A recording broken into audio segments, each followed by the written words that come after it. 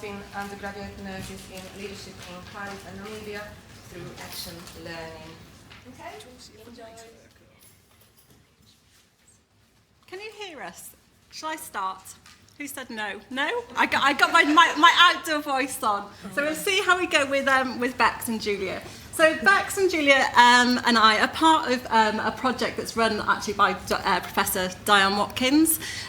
What she has done is to link up with UNAM in Namibia, the University of Namibia. And there's two parts to this project. The part that we're here today to talk about is the undergraduate nursing part, where we've buddied up with 3 other campuses in Namibia. The other part is about leadership with qualified nurses in and out of Devon and qualified nurses out in Namibia. So it's two parts, but this particular part today is about kind of our experience and our journey of how we've been able to talk about leadership through action learning sets and some of the challenges that we've had. So action learning sets was how we decided that we were going to talk about leadership management issues, and that was our kind of platform. So what we'll do, we're just going to split up kind of what we've done, how we've done it, and any queries and questions, feel free to ask us later. Okay. So the aim of the buddy system was to recruit 15 students from Cardiff, the undergraduate nursing students across the 3 fields. And we were also then going to buddy them with 15 nursing students over 3 campus sites in Namibia. And we were going to use action learning sets to really allow and to facilitate ideas with the main focus on leadership, because that's what the project is on. And similar to what some of the other talks have been about today, is that there's no specific modules associated with leadership. So this is why we've used leadership as a thread to talk to the other students. So it's a theme. So also the opportunities were really to help look at kind of the global aspects of nursing, just to learn about what is happening in other areas across the fields around leadership, and their student experience about how leadership is seen and assessed in practice, and looking at kind of current and future knowledge around what they were wanting, the students, around effective leadership skills and the attributes that they felt that were needed. So this project for this is we've had 6 sessions and we're halfway through. Okay, so these were the aims of the project. Like I said earlier, we've used action learning sets as it's this model. Just we're comfortable with it within the team. It allowed students to bring their own problems, their own themes, their own real life situations, so that they could talk about that to each other. And to build on and to problem solve. We've used the Health Education for England pre-registration leadership model to talk about themselves around kind of being emotionally intelligent, thinking about themselves and what attributes they have around leadership. And then we've also linked this about others and also about then service development. So we've just, the last couple of sessions, we've talked about emotional intelligence and leadership, and we're now kind of moving on to the impact of that and working along with teams as well. So we've used action learning as our platform. Okay. So the how of it. Any of you that have been used to action learning would and have been involved in that, normally everybody's in the room together. Well, obviously this is not the case for us. We're across hundreds of miles. So the first thing to recognise is that it's amazing how projects come together and it all sounds great on paper. But actually, as we started to develop it, we realised how extremely ambitious this project was. And absolutely, the vital element of this was our learning technology support, who was Bex through this. She was absolutely critical to the success of this element of the project. And Bex would be talking about some of the specific challenges around the tech in the next few minutes.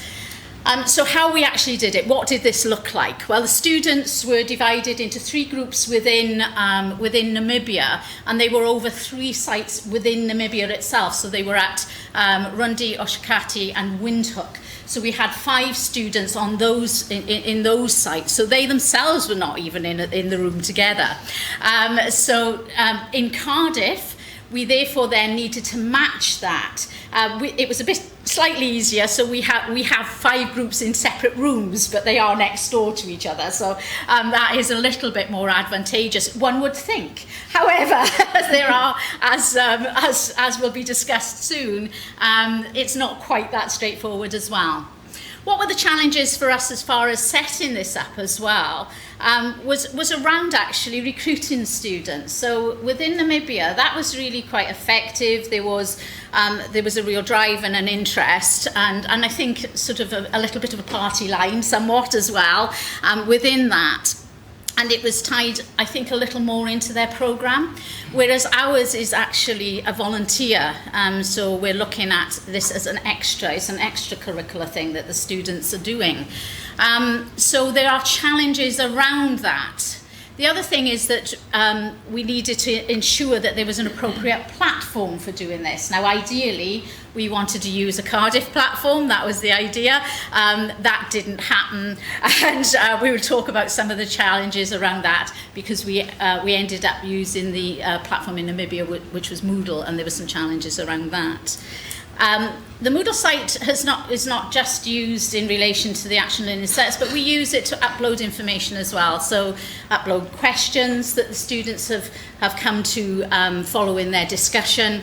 And we also support that by putting up papers, relevant papers and relevant information, so that in between times, in between each session, the students can actually look at supporting evidence around it and create their questions ready for the next meeting that we have. Okay. It's not. Yeah, I have. No, sorry, technology. The other thing that was a little bit of a challenge was we started off originally with the idea that we were going to use the Moodle contact, so the visual contact, which was big blue button. And again, Bex will explain this a little bit more, but that was unable to happen. So all the time, you can see that technology was absolutely vital, because we went in with a plan and that plan changed consistently through the initial parts of the project.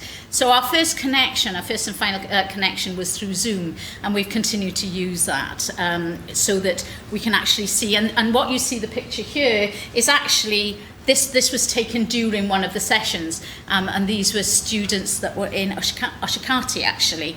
You can see the group there during the discussions that we were having. Appropriate room bookings, all of those kinds of things, camera use, making sure that we had everything there, turning up to rooms and realising that they weren't fully equipped, and then running around the campus to make sure that we had everything that we needed to run the session, because actually these things never go smoothly. So what else were the challenges?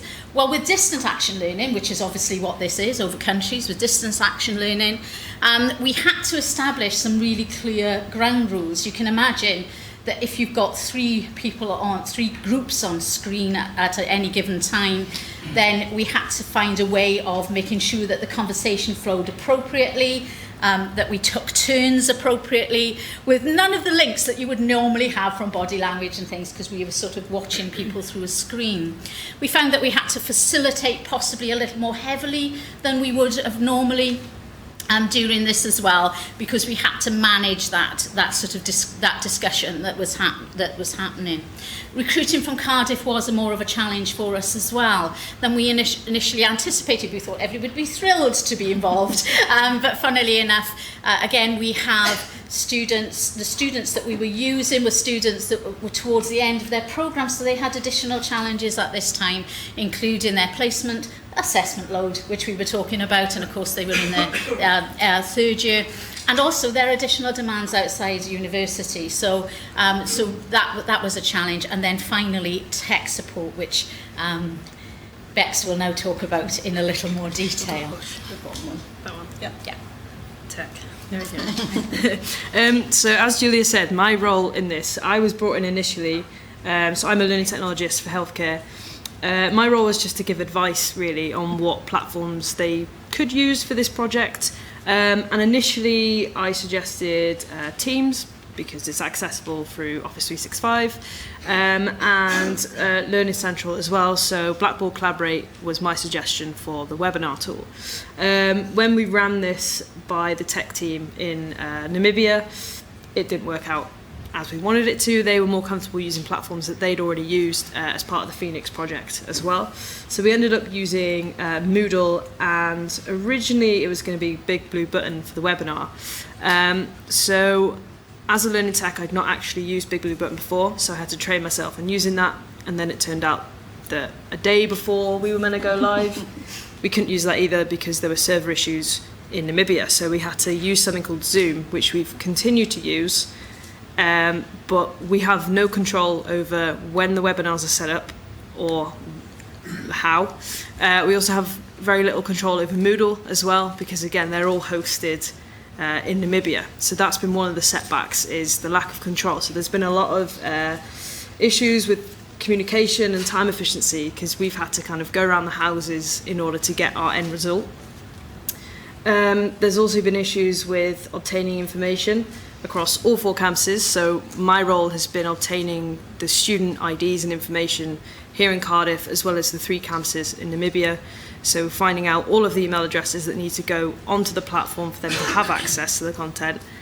And yeah, it's safe to say it's been a challenge trying to get all of the information and then passing that on to the IT in Namibia to then get it put on another platform. So yes, some drawbacks, but also in terms of connectivity issues as well, this was one of the potential issues at the beginning that I was worried about, but I'd say it's actually been surprisingly really good.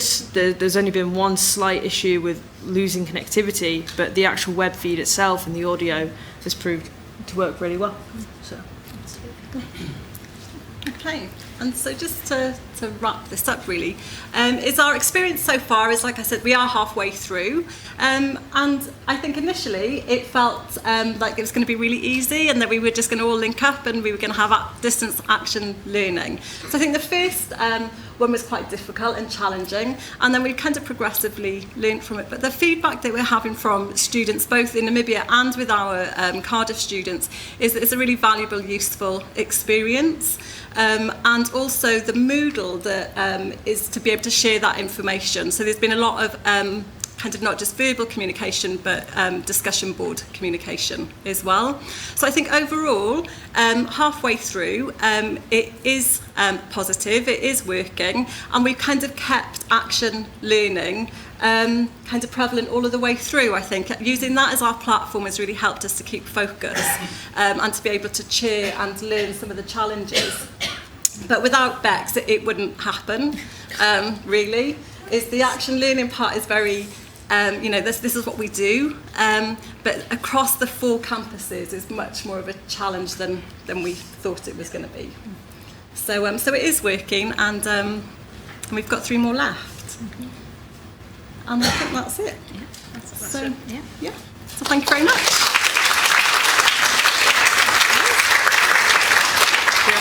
Thank you very much, ladies. No worries. Thanks. Anybody would like to ask any questions? Now is the opportunity. Yes? Thank you very much for that presentation. It was quite interesting to see how we could do it, across countries and through, through a network. So how are you doing with these? Oh, we need to give them to Robin. So if we pop them on the front and then we can collect them all up. Yeah, you can stop recording.